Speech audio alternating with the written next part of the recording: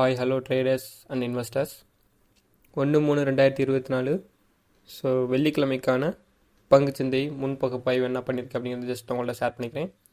First எஸ்டர்டேவோட report பார்த்துருவோம். So அதில் இந்தியன் இண்டஸ்ட்ரீஸ் ஸ்பெஷலாக பார்த்தீங்கன்னா நம்மளுக்கு சென்செக்ஸ் நிஃப்டி பேங்க் நிஃப்டிலாம் பார்த்தீங்கன்னா நம்மளுக்கு பாசிட்டிவ் லெவலில் வந்து கம்ப்ளீட்டாக இருக்குது. எஸ்டர்டே வந்து ஒரு ஹை வாலட்டைலில் இருந்துச்சு மார்க்கெட்.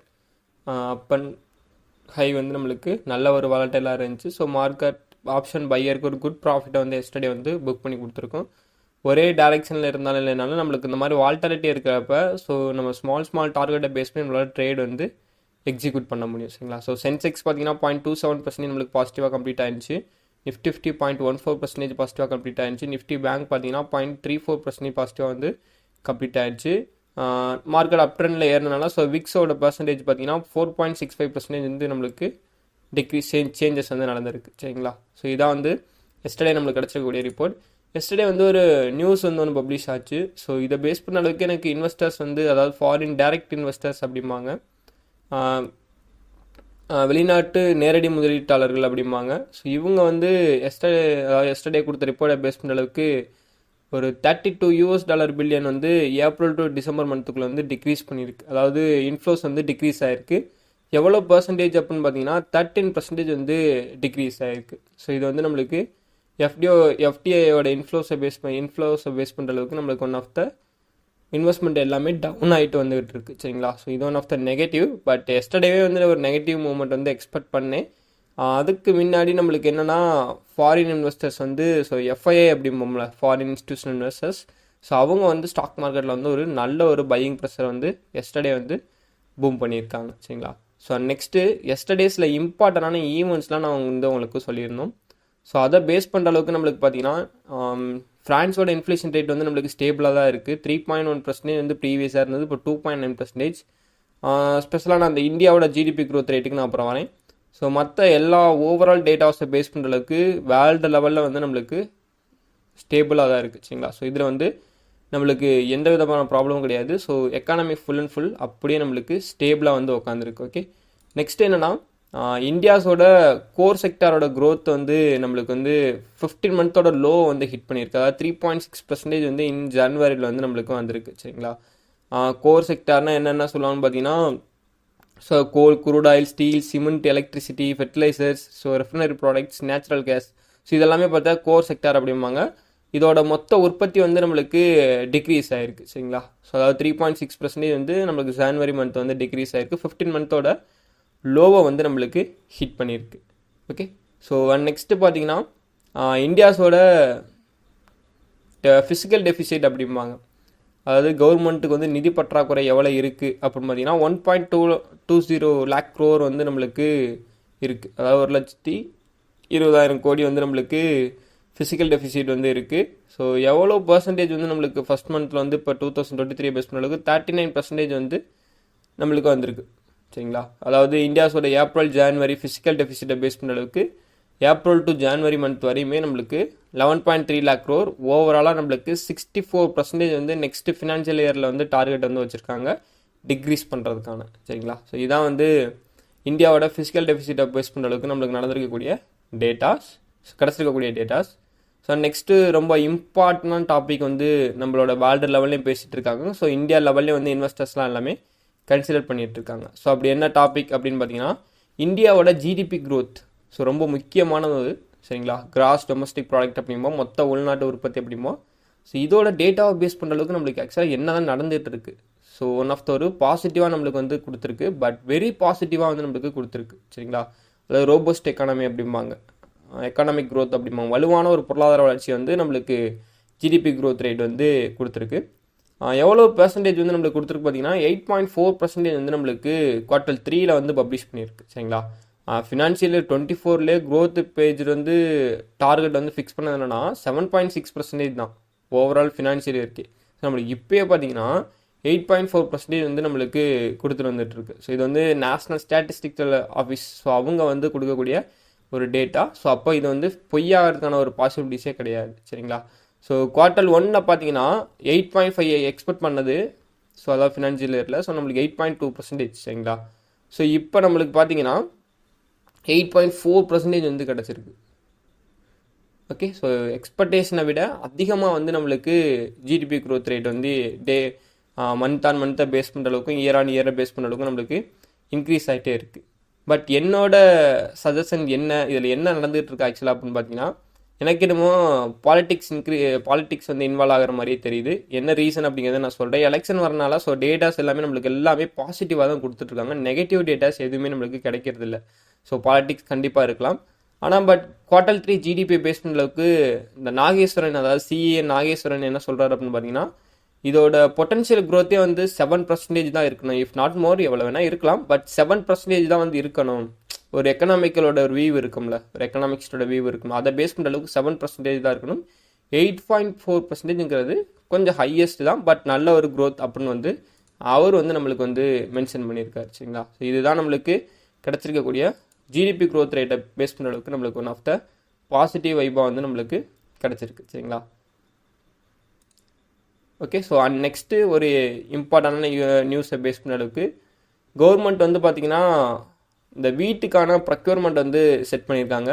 32 மில்லியன் வந்து டன்ஸ் வந்து ஸோ இந்த வருஷம், அதாவது 2024-25 செஷனில் வந்து கொள்முதல் வந்து ஃபார்மஸ்ட் இருந்து பண்ண முடியும் அப்படின்னு வந்து சொல்லியிருக்காங்க. மினிமம் பார்த்தீங்கன்னா நம்மளுக்கு, அதாவது எவ்வளோ கீழே குறையாதுன்னா 114 மில்லியன்லேருந்து 114 to 115 மில்லியன் டன்ஸ் வந்து கண்டிப்பாக எடுத்துட முடியும். ஸோ அப்படின்னு வந்துட்டு ஒரு நியூஸ் வந்து ஒரு டேட்டா வந்து பப்ளிஷ் பண்ணியிருக்காங்க. ஸோ இது சரிங்களா? ஸோ இது வந்து அக்ரிகல்ச்சர் செக்டரை பொறுத்தளவுக்கு one of the positive. And next let's move on the US market. So அதுக்கு முன்னாடி இந்த எஃப்ஐடியோட டேட்டாவை பேஸ் பண்ணுற அளவுக்கு எஃப்ஐஏ வந்து எஸ்டர்டே வந்து ஒரு நல்ல ஒரு நெட் பர்ச்சேஸ் வந்து பண்ணியிருக்காங்க. 3568 கோடிக்கு வந்து நெட் பர்ச்சேஸ் வந்து பண்ணியிருக்காங்க. டிஏ வந்து நெட் சேல்ஸ் வந்து பண்ணியிருக்காங்க. 230 கோடிக்கு வந்து நெட் சேல்ஸ் வந்து டிஏ வந்து பண்ணியிருக்காங்க. ஸோ இதை பொறுத்தளவுக்கு எனக்கு என்ன நடக்க சான்சஸ் இருக்குது அப்படின்னு பார்த்தீங்கன்னா, எஃப்ஐஓட எஸ்டர்டே பையிங் மெத்தட் வந்து ரொம்ப அதிகமாக இருந்திருக்கு. ஸோ அதாவது வால்டராட்டி அதிகமாக இருக்கிறப்ப எக்ஸ்பெக்ட் பண்ணேன். ஓகே, அதுவும் 50,000க்கு மேலே, நான் 50,000க்கு மேலே போகும்ட்டு நான் எக்ஸ்பெக்ட் பண்ணல. பட் அந்தளவுக்கு நம்மளுக்கு எஸ்டர்டே வந்து ஒரு பையிங் ப்ரெஷர் வந்து எஃப்ஐஏ வந்து நம்மளுக்கு கொடுத்துருக்காங்க. சரிங்களா? Okay, so next let's move on the US market. So US market எப்படி கம்ப்ளீட்டாக இருக்குது அப்படிங்கிறதுக்கு முன்னாடி கிஃப்ட் நிஃப்டி நம்மளுக்கு இண்டெக்ஸ் எப்படி கம்ப்ளீட்டாக இருக்குன்னா, நம்மளுக்கு நெகட்டிவ்லேயே வந்து கம்ப்ளீட்டாக இருக்குது. ஸோ 0.9% நெகட்டிவ் வந்து கம்ப்ளீட்டாக இருக்குது. ஸோ என்ன இண்டிகேட் பண்ணுதுன்னா, நம்மளுக்கு Nifty index negative or positive open ஆகிறதுக்கான சம் பாசிபிலிட்டிஸ் வந்து இருக்குது. டவ் ஜோன்ஸ் ஃபியூச்சர் பார்த்தீங்கன்னா நம்மளுக்கு 0.5% பாசிட்டிவாக கம்ப்ளீட்டாக இருக்குது. நாஸ்டாக் பார்த்தீங்கன்னா 0.90% பாசிட்டிவாக கம்ப்ளீட்டாக இருக்குது. S&P 500 நம்மளுக்கு 0.52% பாசிட்டிவாக கம்ப்ளீட்டாக இருக்குது. So overall neutral and positive நம்மளுக்கு கம்ப்ளீட்டாக இருக்குது. சரிங்களா? ஸோ நம்மளுக்கு கிஃப்ட் நிஃப்டி மட்டும் பீடிங் ஆகிருக்கு. சரிங்களா? ஸோ ஏடிஆரோட பர்ஃபார்மன்ஸை பேஸ் பண்ணுற அளவுக்கு நம்மளுக்கு ஓவரால் ஏடிஆர்ஸ் வந்து பாசிட்டிவாக இருக்குது. பட் டாக்டரேட் ஏடிஆர் மட்டும் நம்மளுக்கு 0.40% வந்து நெகட்டிவாக வந்து நம்மளுக்கு கம்ப்ளீட்டாக இருக்குது. ஐசிசி பேங்க்லாம் நம்மளுக்கு 1.1% வந்து பாசிட்டிவ்லி வந்து கம்ப்ளீட்டாக இருக்குது. ஓகே, ஸோ இவ்வளோ தான் ஃபண்டமெண்டலாக பேஸ் பண்ணுற அளவுக்கு நம்மளுக்கு கிடச்சிருக்கக்கூடிய report. And next let's move on the next. So Nifty, fin Nifty, bank நிஃப்டிக்கான டெக்னிக்கல் லெவல்ஸ் என்ன, ஸோ ஷார்ட் டேர்ம் லெவல்ஸ் என்ன, லாங் டேர்மில் மார்க்கெட் எந்த பக்கம் மூவ் ஆகிட்டு இருக்கு அப்படிங்கிறது ஜஸ்ட் நம்மளோட வியூவில் வந்து செக் பண்ணிக்குவோம். Nifty index so 1 day time ஃப்ரேமில் இருக்குது. ஃபஸ்ட் நம்ம லாங் டேர்மில் எப்போதுமே அனலைஸ் பண்ணுவோம்ல, ஸோ அதை பேஸ் பண்ணுற அளவுக்கு எஸ்டர்டே எனக்கு ஒரு ட்ரெண்ட் ஃபார்மேஷன் வந்து லைன் கிடச்சி. ஸோ ட்ராப் பண்ணி நான் ஃபர்தராக டெலகிராமில் வந்து பப்ளிஷ் பண்ணேன். இந்த லெவலை வந்து டச் பண்ணிச்சு அப்படின்னா மார்க்கெட் அகைன் எனக்கு ஸோ இந்த மாதிரி ஒரு பிக் மூவ்மெண்ட் வந்து கொடுக்கறதுக்கான பாசிபிலிட்டிஸ் இருக்குது. ஸோ அப்படிங்கிறது தான் என்னோட எக்ஸ்பெக்டேஷன். பட் எனக்கு அது எக்ஸாக்ட்லி வந்து டச் அப் பண்ணலை.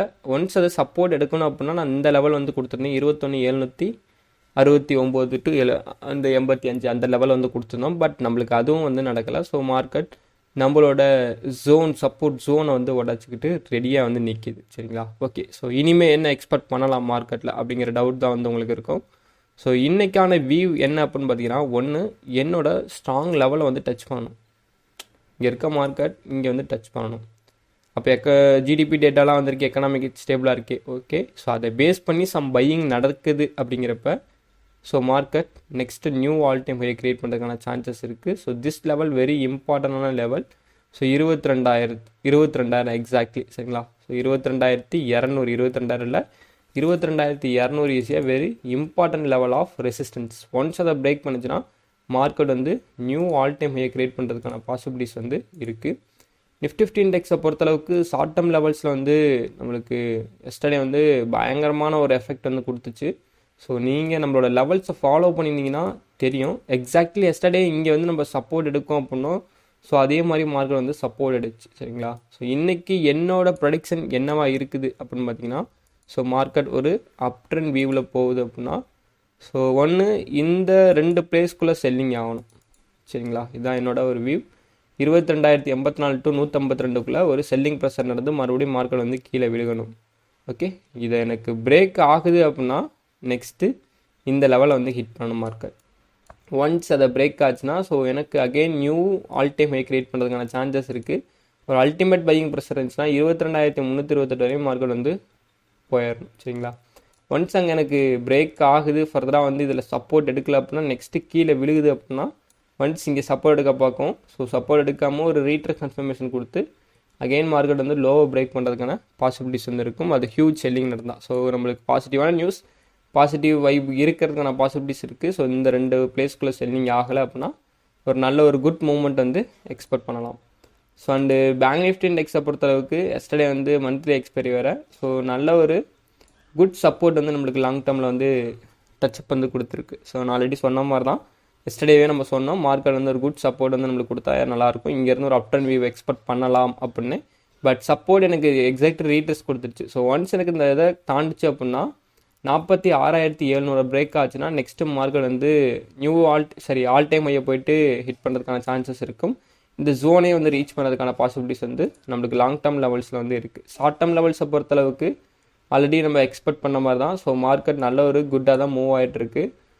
இந்த பர்டிகுலர் பிளேஸ்க்குள்ளே செல் ஆகலைன்னா, அதாவது 46,363 to 528க்குள்ளே செல்லிங் நடக்கலை அப்படின்னா, அதாவது ஒரு பெரிய ஹியூஜ் செல்லிங்கான ஒரு ஐடியாஸ் வந்து கிடைக்கல அப்படின்னா ஃபர்தராக மார்க்கெட் வந்து நெக்ஸ்ட்டு வந்து ஸோ இந்த லெவல்லாம் போயிட்டு ஹிட் பண்ணுறதுக்கான சான்சஸ் இருக்குது. 46,940, 47, 128. ஸோ அந்த ஒவ்வொரு லெவல்ஸ் வந்து பேங்க்ஸ் வந்து ஹிட் பண்ணுறதுக்கான பாசிபிலிட்டிஸ் வந்து இருக்கும் பேங்க் நிஃப்டி இண்டெக்ஸ்.